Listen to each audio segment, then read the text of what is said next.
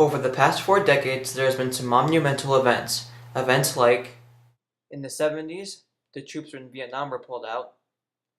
In the 80s, there was the Challenger disaster. And in the 90s, the collapse of the Soviet Union. And in the 2000s, the attack on the United States. But which one of those decades had the greatest impact on American lives today? In the 80s, we started seeing more technologies. Technologies like more TVs and computers. We really started seeing more of them in the 1980s. In the 80s, they started mass producing because of the realization of how important they were. In the 80s, we started to see more jets not only in the military field, but commercial uses for airliner planes as well. Cell phones became more of a daily use. Businesses and government officials used them as much as possible. You could be able to use them on the go, if it was attending a meeting or having to call an emergency, all over one simple device.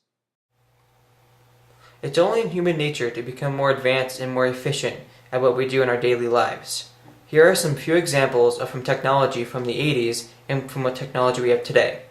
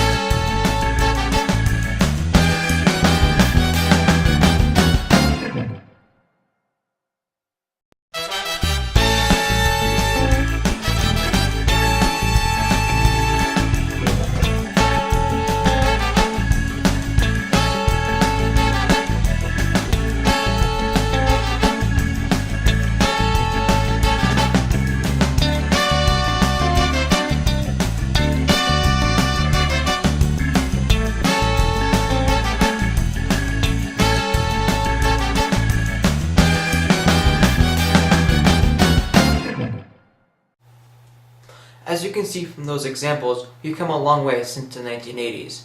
Over the course of 2 decades, we've achieved so much. Think about what we will achieve in the 10, 20, maybe 50 years from now with the technology we have today.